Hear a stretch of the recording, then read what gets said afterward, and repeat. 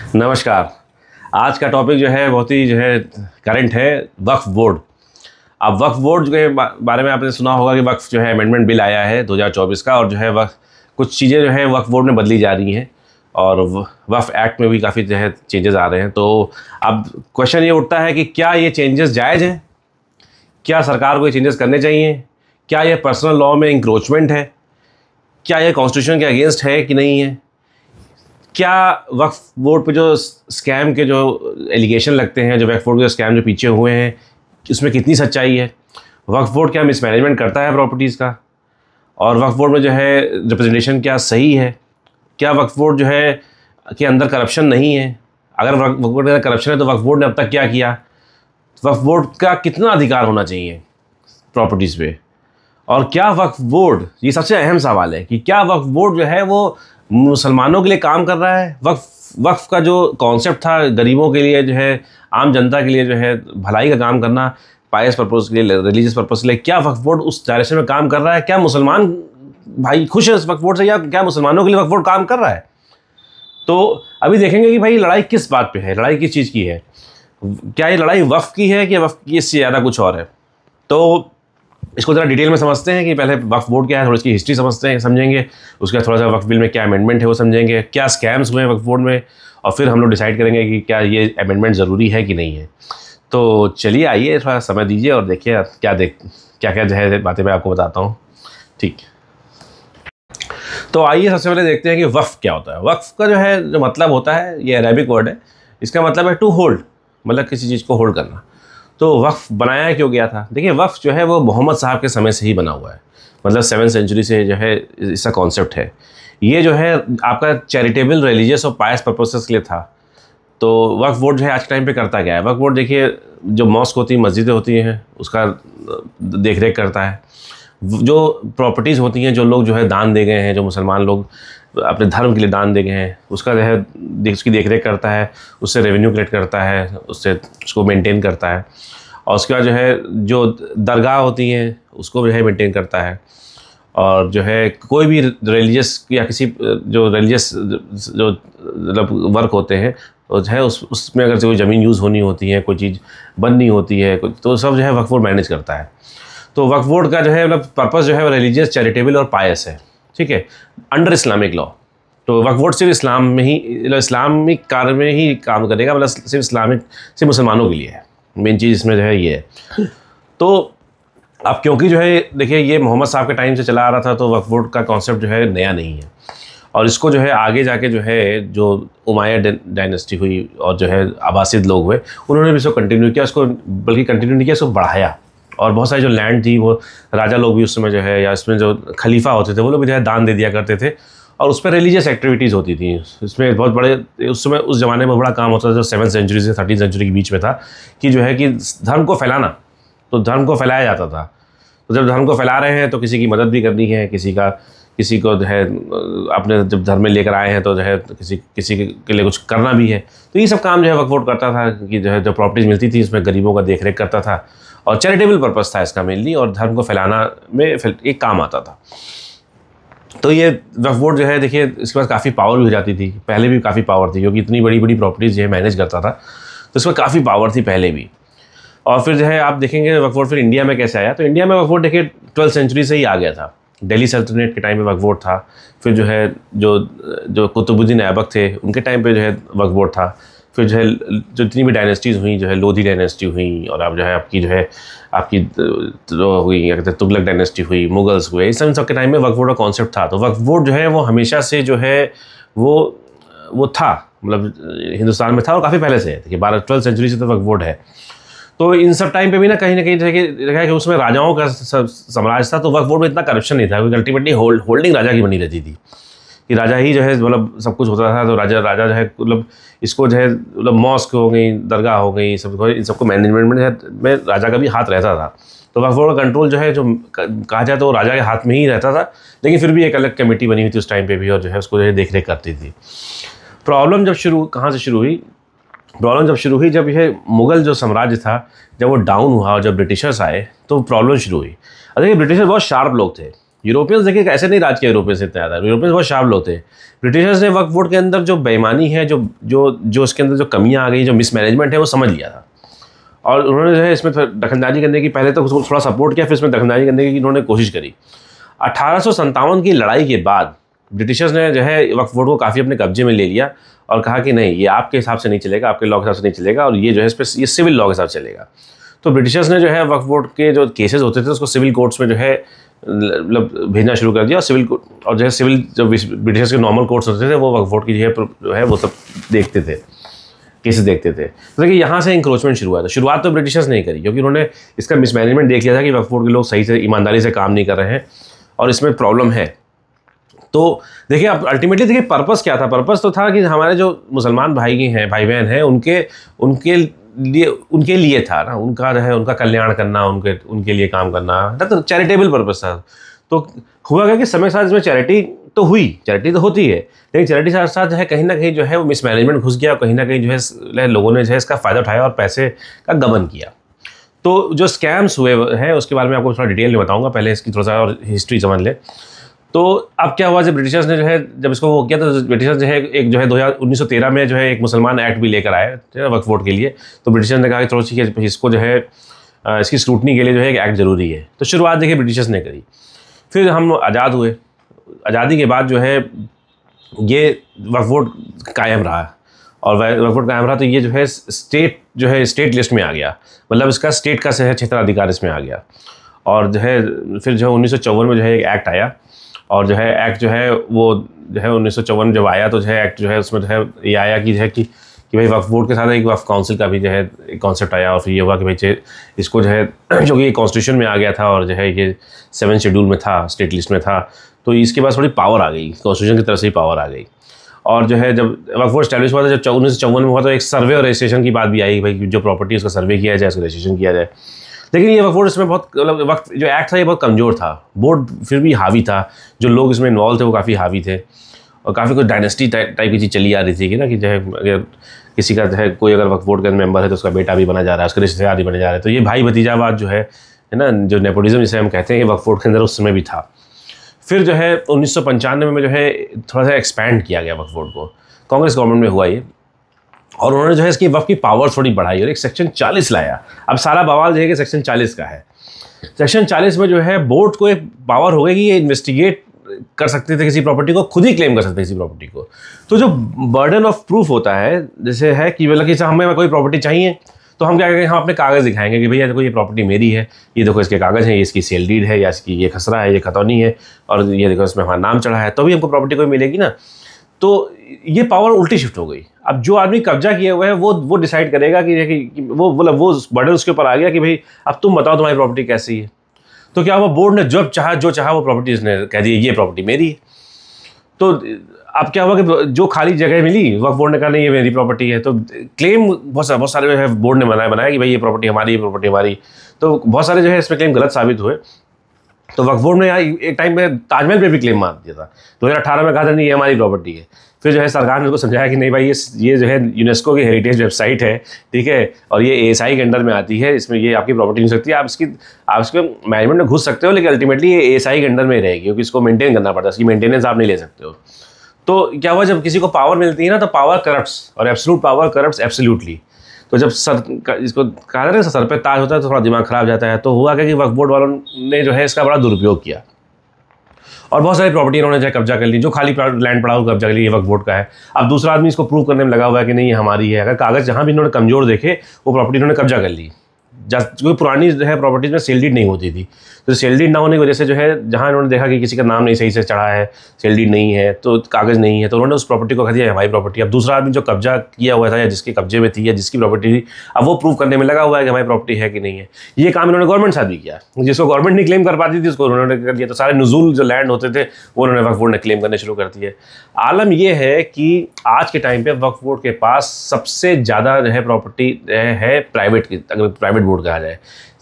Railways और defence के बाद जो है Waqf board 3rd largest property hold करता है। तो आप देखिए कि जो है कि कितना कितनी ज़्यादा प्रॉपर्टी होल्ड करते हैं। तो जब देखिए जब किसी के पास इतनी प्रॉपर्टी होगी, इतना वो होगा, तो जो है देखिए सिंपल सी बात है कि इसमें जो है करप्शन भी आएगा। ठीक है। तो अब अगर वक्फ की प्रॉपर्टी बात करें तो 1.2 लाख करोड़ 1.2 लाख करोड़ जो है प्रॉपर्टी जो है इनके पास, वर्थ की प्रॉपर्टी इनके पास है। और एक साचर कमेटी बनी थी 2006 में, जिसमें साचर कमेटी ने कहा था कि जो है ये इतनी बड़ी प्रॉपर्टी है, 1.2 लाख करोड़ की प्रॉपर्टी है और खाली ये रेवेन्यू जनरेट करती है 163 करोड़। तो इसमें स्कैम है, इसमें बहुत जो है बेईमानी है कि इतनी बड़ी प्रॉपर्टी खाली 163 करोड़ करती है। और साचर कमेटी ने कहा कि नहीं, ये प्रॉपर्टी जो है 12,000 करोड़ रेवेन्यू जनरेट करने चाहिए। तो देखिए कहाँ 163 करोड़ और कहाँ 12,000 करोड़। तो ये बात तो इसमें पक्की थी कि वक्फ बोर्ड के अंदर जो है देखिए ईमानदारी से काम नहीं हो रहा था, इसमें बेईमानी हो रही थी और मिसमैनेजमेंट था इसमें। अब मिसमैनेजमेंट क्या है कि जिसको बहुत सस्ती लीज दे दी, किसी को 15,000 पर साल में लीज दे दी, महंगी जो है ज़मीनें थी इनके पास, उसको लीज दे दी। इन्होंने बिल्डर्स के साथ एग्रीमेंट कर लिया, इन्होंने इलीगली बेच दी, गलत डॉक्यूमेंट्स बना के इन्होंने ज़मीनें बेच दी। तो इस तरह का मिसमैनेजमेंट इनके पास था। तो सस्ती लीज दे दिया, उसका जब लीज़ को रिन्यू करने के लिए उन्होंने पैसा लिया। तो ऐसे भी केसेस आए हैं कि जहाँ पे जो है सस्ती लीज़ हुई तो रेंट को है सस्ता करने के लिए जो है किसी ने पैसे की डिमांड करी और फिर पैसे ले लिए। तो ये बेईमानी थी यहाँ पे। तो देखिए यहाँ पे मुसलमानों का के भले का काम नहीं हो रहा था। जो लोग इन्वॉल्व थे वो भले वो मुसलमान थे, लेकिन वो भी वो बेईमानी कर रहे थे। तो ये अन इस्लामिक हो गया, क्योंकि जो है कि भाई इस तरह से जो बेईमानी करना है इस्लाम में जो है हराम है। तो देखिए ये जो अपने जिस काम के लिए वक्फ बना था वो काम ये लोग नहीं कर रहे थे। तो चूँकि जो है देखिए इसको पीछे से लोगों ने बेईमानी की जो है बात कही है, तो ब्रिटिश सरकार ने भी कही है, फिर जो है इंडियन सरकारों ने भी कही है, और आज भी जो है ये और बहुत सारे केसेस भी चले हैं। इन केसेस बारे में आपको बताऊँगा, 7-8 केसेस में बताऊँगा जहाँ पे जो है ये प्रूव हो गया है कि वक्फ बोर्ड ने बेईमानी करी है। तो अब जो है ये जो है प्रॉपर्टीज़ हैं, इनको जो है वक्फ बोर्ड जो है अब इसको मैनेज करना चाहता है कि नहीं है। अब इसको कैसा है, अभी ये सहारा लेते हैं कि पर्सनल लॉ में। तो अब डिसाइड ये करना है कि क्या ये वक्फ बोर्ड के अंदर दखल देना, क्या किसी के पर्सनल लॉ में दखल देना हुआ। तो मैं आपको ये बता दूं कि डेमोक्रेसी में, इंडिया एक डेमोक्रेटिक कंट्री है। डेमोक्रेसी में देखिए चाहे वो हिंदू हो, चाहे मुसलमान हो, चाहे क्रिश्चियन हो, चाहे जो है सिख हो, चाहे जैन हो, चाहे बुद्धिज़्म हो, कोई भी धर्म हो, तो कोई है बहुत पर्सनल लॉ की बहुत ज़्यादा जगह नहीं होती है। पर्सनल लॉ की वहाँ ज़्यादा जहाँ आपके रिचुअल्स हैं, कस्टम्स हैं, वहाँ के पर्सनल लॉ प्रिवेल करेंगे। लेकिन अभी जैसे हमारे कॉन्स्टिट्यूशन में पर्सनल लॉ बहुत बड़ा है, तो देखिए इसकी भी बात चल रही है, यूनिफॉर्म सिविल कोड की बात चल रही है ना, कि भाई एक कॉमन लॉ होना चाहिए। तो डेमोक्रेसी में और जो है आधुनिक समाज में जो हम सोशल इकोनॉमिक जस्टिस की बात करते हैं, अगर पाना है तो पर्सनल लॉ की बहुत ज़्यादा जगह नहीं है। देखिए पर्सनल लॉ क्या है, भगवान का रिश्ता आपसे 1 to 1 ही है। और जो इससे रिलेटेड जो है जो कल्चर और रिचुअल्स हैं वो आप मानिए, लेकिन जहाँ पे क्रिमिनल एक्ट आ जाता है वहाँ पर्सनल लॉ है प्रिवेल नहीं कर सकते हैं। ठीक है, खासकर जो है जहाँ पे शादी की बात आ जाती है, तो जैसे ट्रिपल तलाक है, देखिए सुप्रीम कोर्ट ने इसको जो है राइटली जो है वो करा, मतलब जो है इसको ख़त्म किया। ठीक है, क्योंकि देखिए कुछ चीज़ें जहाँ पे फैमिली टाइज आ जाती हैं, जो फैमिली इश्यूज़ चल रहे हैं, फैमिली डिस्प्यूट चल रहे हैं, अब ये पर्सनल लॉ से बाहर चले जाना चाहिए, क्योंकि ये सबके लिए समान होने चाहिए। ये किसी के धर्म से रिलेटेड नहीं होने चाहिए, क्योंकि जो है हम एक कॉन्स्टिट्यूशन के अंडर बन रहे हैं, सबसे बड़ा कॉन्स्टिट्यूशन है, तो कॉन्स्टिट्यूशन से बड़ा कोई चीज़ नहीं हो सकती है। हाँ, पर्सनल लॉ की जगह है, लेकिन वो जगह बहुत लिमिटेड रह गई है, आधुनिक समाज में लिमिटेड रह गई है। अगर हमको सोशियो इकोनॉमिक जस्टिस पाना है तो डेमोक्रेसी में जो है पर्सनल लॉ की जो है लिमिटेशन है। वो लिमिटेशन, क्योंकि पर्सनल लॉ का अभी दायरा बहुत बड़ा है, तो वो लिमिटेशन धीरे धीरे करके सरकार को ख़त्म ही करना है।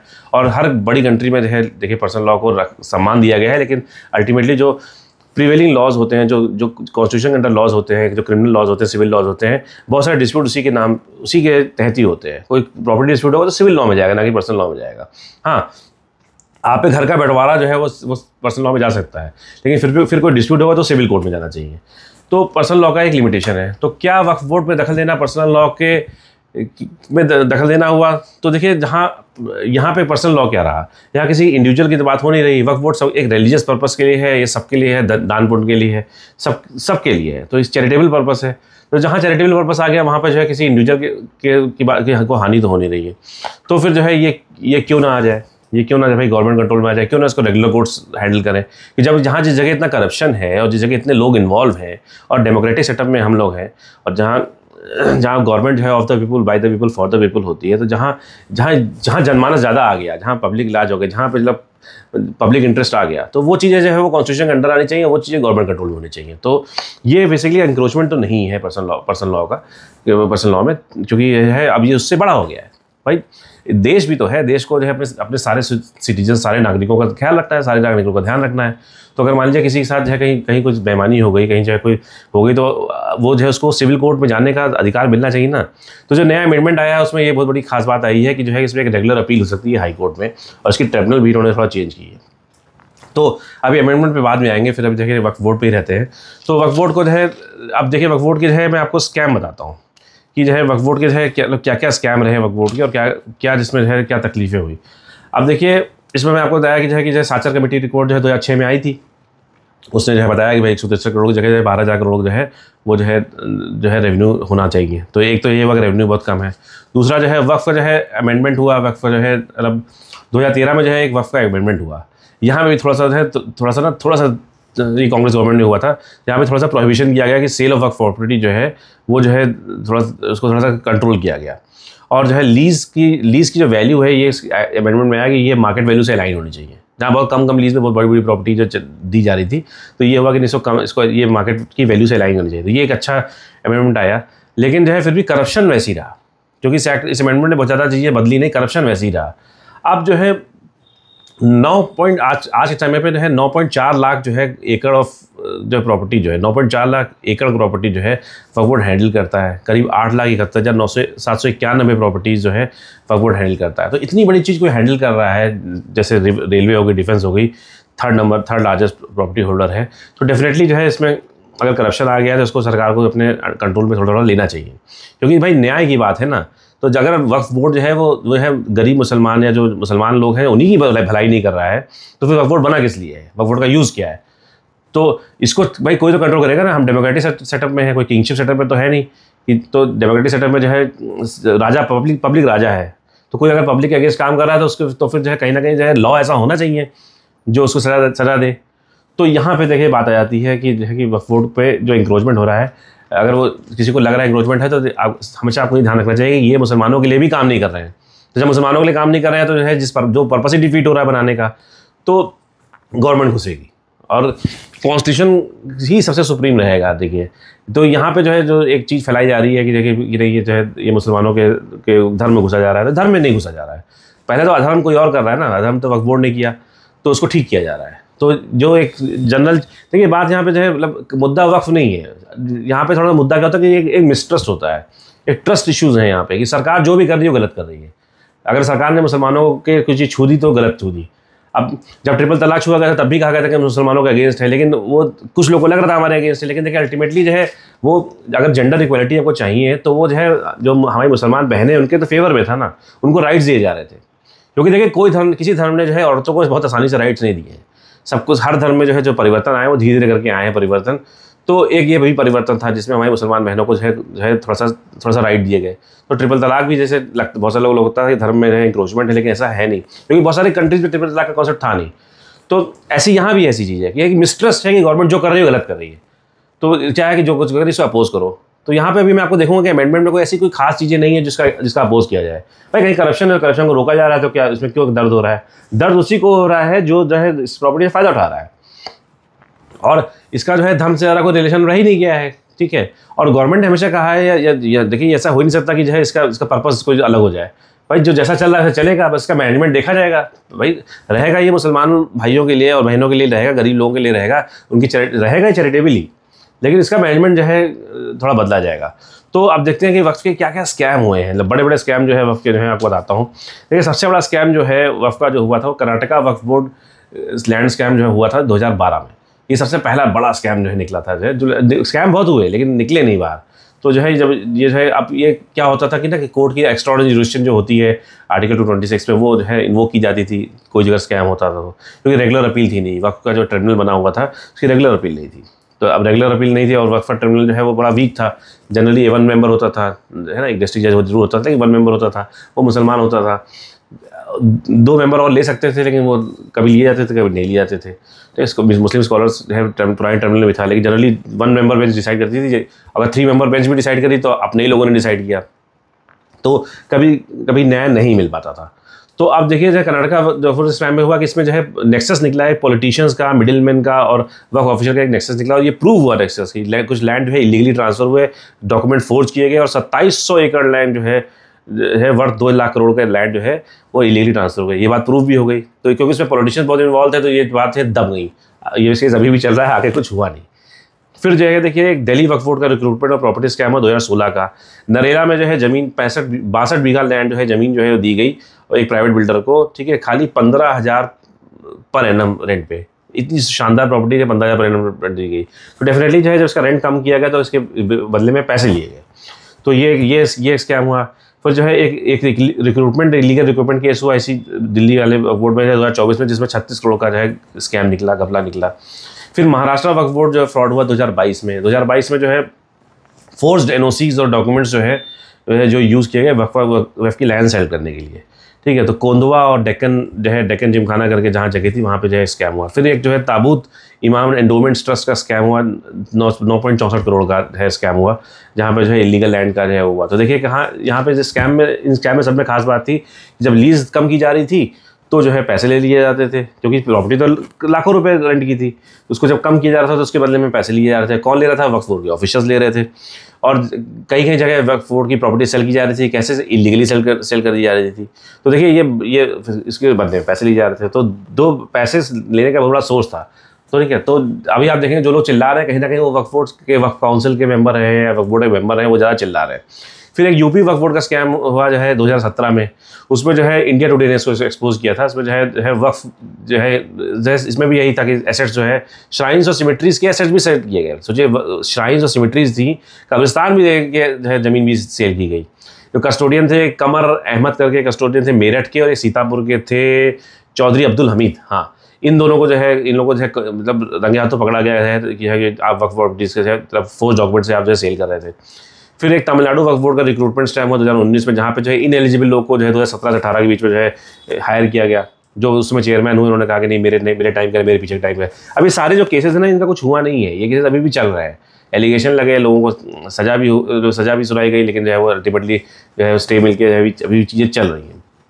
हरियाणा वक्फ बोर्ड में मिसमैनेजमेंट का इतना बढ़िया 2017 का चीज़ है, जिसमें जो है एक आदमी ने जो है एक RTI फाइल करी, तो वक्फ बोर्ड ने कहा नहीं हम जवाब नहीं देते, हम नहीं देते, हाँ हमें नहीं चाहिए। तो बाद में फिर ये स्टेट इन्फॉर्मेशन कमीशन SIC होती है, उसने कंफर्म किया कि नहीं आप इन्फॉर्मेशन छुपा रहे हैं। तो गलत इन्फॉर्मेशन देने को तैयार नहीं है, सही इन्फॉर्मेशन देने को तैयार नहीं है, क्योंकि जो है अंदर घपला है इसलिए देने को तैयार है। फिर कई सारे ब्राइबरी और एक्सटॉर्शन केसेस जो है वक्फ बोर्ड के से रिलेटेड रहे हैं। जैसे 2023 में जो है विजिलेंस ने सादिक मोहम्मद को शिमला में अरेस्ट किया था, जो 1.25 लाख रुपए जो है मांग रहे थे एक रिलीज़ को रिन्यू करने के लिए। लीज खत्म हो गई, रिलीज़ को रिन्यू करने के लिए 1.25 लाख रुपए मांग रहे थे, ठीक है। उसके बाद इसी तरह जो है एक जो है लायक अहमद करके जो है भटिंडा में थे, उनको 15,000 रुपये एक लैंड लीज की ब्राइब लेते हुए पकड़ा गया। तो देखिए कहीं ना कहीं लोग जो है वक्फ की प्रॉपर्टी से पैसा कमा रहे थे, ठीक है। अब ये नए बिल से क्या हो रहा है, ये लोग पैसा नहीं कमा पाएंगे तो इनको तकलीफ हो रही है। अब देखिए वक्फ का मैं बताऊँ, अब जो है देखते हैं कि वक्फ अमेंडमेंट एक्ट में है क्या जी, भाई वक्फ अमेंडमेंट में हो क्या रहा है। सबसे पहले देखिए इसमें सेक्शन 40 रिमूव हो रहा है। क्यों तकलीफ, किसी को क्या तकलीफ है? वक्फ बोर्ड ने कहा कि ये लैंड हमारी है, वो दूसरा आदमी प्रूव करता रहे, इतनी किसी को क्यों पावर मिले, सब लोग अपने कागज़ दिखाओ। तो इसमें कोई गलती नहीं लग रही। सेक्शन 40 एक गलत सेक्शन था, ठीक है, जो 1995 वाले एक्ट में था। तो जो है इसको जो है अलग किया जा रहा है, सेक्शन 40 अभी वक्फ बोर्ड भी अपने कागज़ दिखाएगा ना कि भाई क्यों कैसे आपकी प्रॉपर्टी आपकी हो गई, ठीक है। दूसरा जो है क्या है कि अब जो है इसमें जो है आप जो है सर्वे करेंगे, एक डिस्ट्रिक्ट कलेक्टर को पावर मिल गई कि भाई वो सर्वे करेगा, है रजिस्ट्रेशन करेगा। इसमें किसी को कोई तकलीफ नहीं होनी चाहिए। सर्वे रजिस्ट्रेशन करना कोई ख़राब बात नहीं है, पता चले कौन सी प्रॉपर्टी पे अधिकार मांगा जा रहा है। फिर इन प्रॉपर्टी का लेखा जोखा पोर्टल पे होगा। क्या तकलीफ है भाई, हमारी नॉर्मल प्रॉपर्टीज़ क्या पोर्टल पे नहीं होती है? आज भी कोई किसी भी आपकी प्रॉपर्टी होगी, आप अपना एक गवर्नमेंट का पोर्टल बना हुआ, उसमें आप देख सकते हैं कि भाई किसके नाम पे है, इसके पहले ओनर कौन थे, बाद में ओनर कौन थे, कब रजिस्टर्ड हुई। तो अगर प्रॉपर्टीज़ का लेखा जोखा, प्रॉपर्टीज़ की डिटेल्स अगर पोर्टल पे है तो ये तो अच्छी बात है, हमने कुछ आधुनिकता को अपना रहे हैं, इसमें क्या तकलीफ है भाई। देखिए अगर धर्म जो है वो समाज के साथ नहीं चलेगा या आधुनिकता के साथ नहीं चलेगा, धर्म जो है अपने आप को जो है मॉडर्नाइज नहीं करेगा या नहीं करेगा, तो फिर सरकार करेगी। तो उसको सरकार कर रही है, इसमें कोई दिक्कत नहीं होनी चाहिए भाई। कॉन्स्टिट्यूशन के अंडर में है ना, हम डेमोक्रेटिक सेटअप में है। तो अगर जो आप नहीं कर पाएंगे वो सरकार करेगी। कब तक जो है सरकार वेट करेगी, कितने स्कैम और देखेगी सरकार।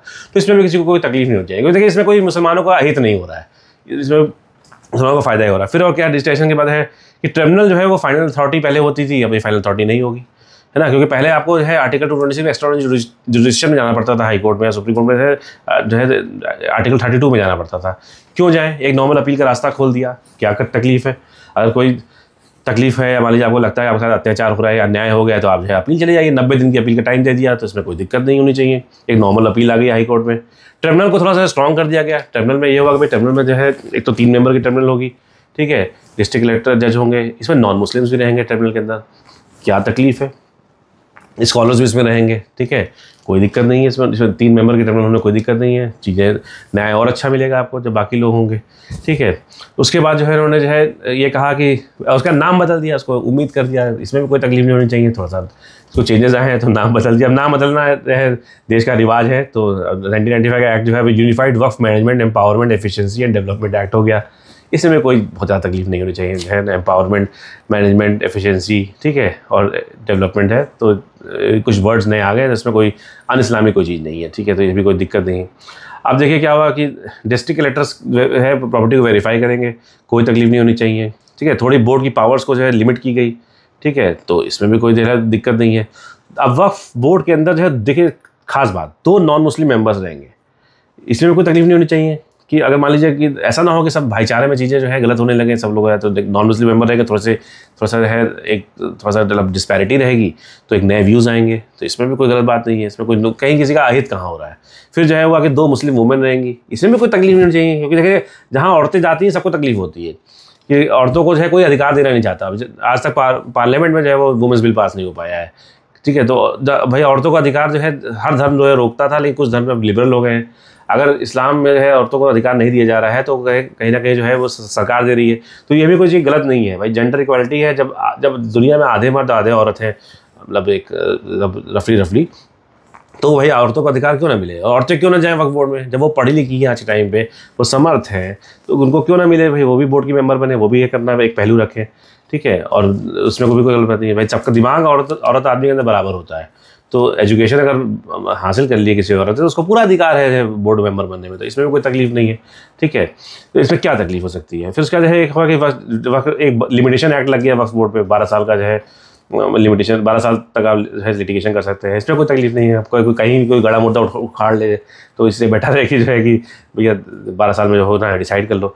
तो जेंडर इक्वालिटी देखिए वक्फ बोर्ड में आ गई है, ये बहुत अच्छी बात हो गई। ट्रिब्यूनल में जो है देखिए एक जॉइंट सेक्रेटरी लेवल का आदमी आएगा, ठीक है, और जो है एक मुस्लिम लॉ एक्सपर्ट आएगा। क्या दिक्कत है, कोई जॉइंट सेक्रेटरी टाइप का आदमी आ जाएगा, एक अच्छा आपको जो है एक जो है प्रशासन का आदमी मिलेगा, ठीक है, तो जो है एक IAS मिल जाएगा आपको, जो है जिसको अच्छी नॉलेज होगी, जिसको जो है कॉन्स्टिट्यूशन की नॉलेज भी होगी, तो वो जो है जो काम होगा सही करेगा। बाकी एक डिसीजन वही है, ठीक है। उसके बाद देखिए जो है ट्राइबल लैंड्स को सेफगार्ड किया जाएगा। और देखिए ट्राइबल लैंड पे भी वक्फ बोर्ड ने बड़ा कब्जा जमाया है, तो ट्राइबल्स के तो ट्राइबल की तरह रहना चाहिए, जो उनकी सभ्यता है वो प्रिजर्व रहे, ये पूरा वर्ल्ड चाहता है, तो इसमें भी कोई दिक्कत नहीं है कि भाई अगर ट्राइबल लैंड्स में जो है मतलब ट्राइबल लैंड्स अलग रहेंगे तो इसमें भी कोई दिक्कत नहीं होनी चाहिए, ठीक है। तो क्यों हम जो है आदिवासियों को जो है परेशान करें, आदिवासियों को जो है झंझट में डालें, ठीक है। फिर जो है सेक्टेरियल रिप्रेजेंटेशन होना चाहिए भाई, वक्फ बोर्ड में शिया भी होना चाहिए, सुन्नी भी होना चाहिए, बैकवर्ड क्लास भी होना चाहिए। क्या दिक्कत है इसमें भाई, अगर धर्म में जो है शिया है, सुन्नी है और बैकवर्ड क्लास है, ठीक है, तो इसमें क्या दिक्कत है। तो ये भी सबका रिप्रेजेंटेशन हो तो अच्छी बात है, तो ये भी कोई मतलब कोई परेशानी वाली बात है नहीं इसमें, ठीक है। आप देखिए क्या ये रिलीजियस फ्रीडम जो है आर्टिकल 25 है, क्या उसको इंक्रोच करता है, तो बिल्कुल जो है नहीं करता है। कहीं आपको जो है रिलीजन मानने में कोई दिक्कत हो रही है, वक्फ बोर्ड के चेंज होने से नहीं हो रही है, ठीक है। तो रिलीजन से तो इसका ज़्यादा मतलब रह नहीं गया ना, क्योंकि जो है अल्टीमेटली जो है ये इतनी बड़ी चीज़ हो गई है और जो है इतना ज़्यादा बड़ा मैनेजमेंट है और जहाँ करप्शन पाया गया है, तो इसमें रिलीजन से ज़्यादा मतलब नहीं रह गया। ये तो नहीं कहा जा रहा कि नहीं ये इसमें जो है बाकी लोग सारा पूरी दुनिया आ जाएगी, नहीं, इसलिए अभी भी रहेगा तो मुसलमानों के ही बेनिफिट के लिए। ये रिलीजियस इंस्टीट्यूशंस जो मुसलमानों के हैं, जो है इस्लाम में है, वही उन्हीं के लिए रहेगा।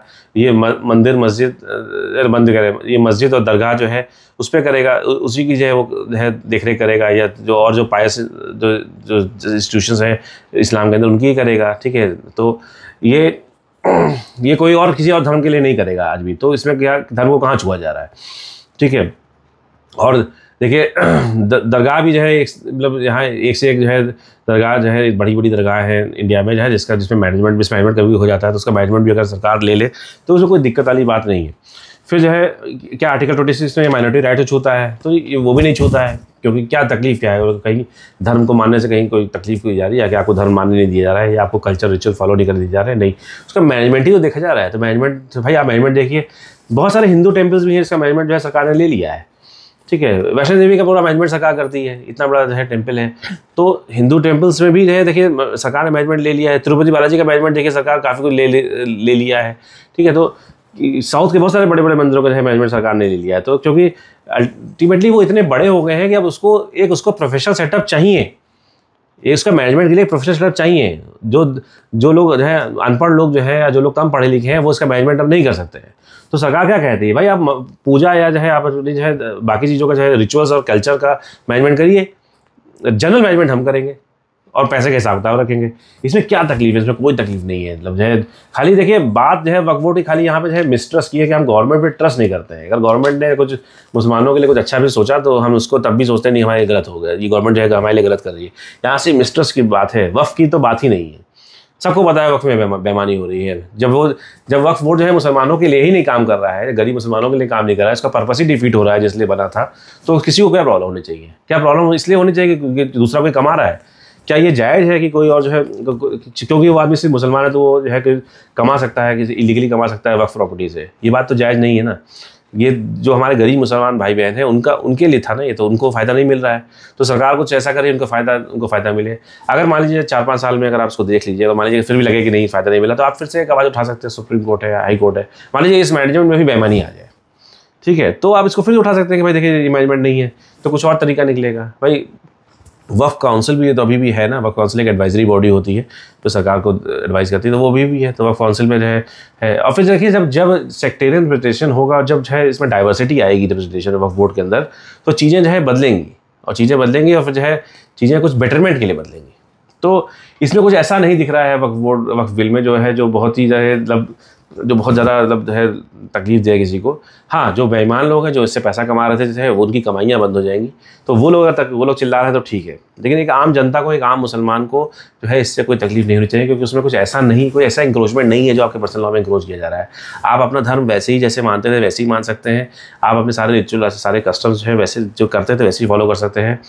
हर चीज़ जो है जो सरकार कर देती है मुसलमानों के लिए वो कभी बुरी नीयत से नहीं होती है। यहाँ मेन चीज़ यही है कि जो लोग उसका फ़ायदा उठा रहे हैं वक्फ प्रॉपर्टीज़ का, और इससे जो है इसमें जो स्कैम हो रहे हैं, इसमें जो गबन कर रहे हैं, उनको रोका जाए और उसका मैनेजमेंट ठीक किया जाए। इसमें कोई तकलीफ वाली बात नहीं है। मेरे हिसाब से जो है वक्फ बिल जो है बिल्कुल ठीक चीज़ है, और इसमें मुझे कोई ऐसी चीज़ नहीं लगी जो कोई ख़राब इंटेंशन से की जा रही हो। तो बाकी आगे देखते हैं। देखिए अब तो है बिल तो लोकसभा और राज्यसभा दोनों से पास ही हो गया, प्रेसिडेंट एक्सटेंड के लिए गया है, तो कभी भी जो है ये लॉ बन ही जाएगा। अब देखते हैं इसका क्रियान्वयन जो होता है, जो इसका इम्प्लीमेंटेशन होता है वो कैसे होता है और जो है क्या होता है, सपोर्ट करता है। वैसे तो है कोई खास इसमें दिक्कत मुझे तो उसको कुछ समझ में नहीं आ रही है। आपको आ रही हो तो प्लीज़ कमेंट सेक्शन में बताएं, और अगर वीडियो आपको अच्छा लगा होगा तो प्लीज़ इसको लाइक और सब्सक्राइब कर दें, और कमेंट सेक्शन में ज़रूर बताएं कि क्या तकलीफ़ है, तो उसका मैं जवाब दूंगा। अगर मान लीजिए कुछ नई चीज़ जो मैं नहीं सोच पा रहा हूँ, अगर आप हमको कमेंट सेक्शन में बताया तो बताएं। लेकिन मिस्ट्रस्ट की बात मत कीजिए कि सरकार ये कर देगी। एप्रीहेंशन जो होता है ना कि जो है कि अंदाज़ा होता है कि आप एक चीज़ जो है मान लेंगे कि नहीं सरकार ऐसा करेगी, ये इसलिए हो रहा है। नहीं, जो चीज़ बोलिए वो फैक्ट्स के साथ बोलिए कि इस अमेंडमेंट में ये गड़बड़ी है, ये चीज़ इसलिए नहीं होनी चाहिए।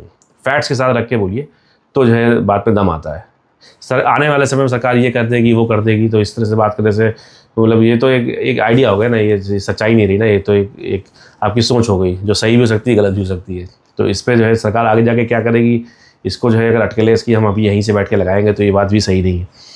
तो हो सकता है सब कुछ ठीक रहे, हो सकता है बेटरमेंट हो जाए, हो सकता है आपको जो है वक्फ प्रॉपर्टीज़ है ये जो है और अच्छी दिखाई दे। अब देखिए वक्फ प्रॉपर्टीज़ कौन कौन सी होती हैं। देखिए मैं आपको बताऊँ कि वक्फ बोर्ड क्या क्या फेमस प्रॉपर्टीज़ है वो करता है।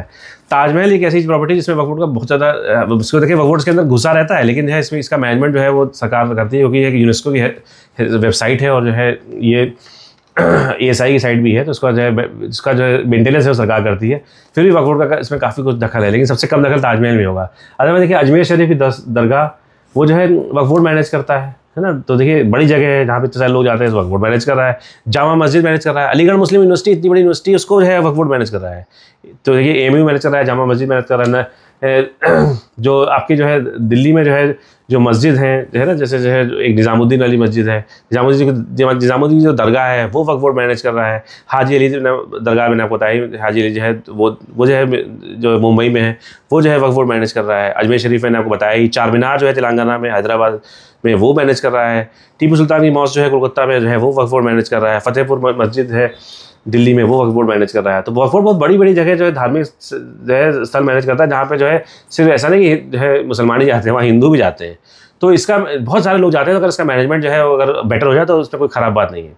आगे देखिए कि क्या होता है, पहले देखिए क्या होता है। अब तो बिल पास हो चुका है तो उसमें बहुत ज़्यादा हल्ला मचाने की जरूरत नहीं है। आप देखिए क्या होता है भाई। हाई कोर्ट सुप्रीम कोर्ट तो आप सबके लिए खुले हुए हैं ना, कोई दिक्कत होगी तो आप वहाँ जाए, ठीक है। तो ये रहा वक्फ बोर्ड का। प्लीज़ चैनल को लाइक और सब्सक्राइब जरूर कर दें। Thank you so much for watching. Bye bye.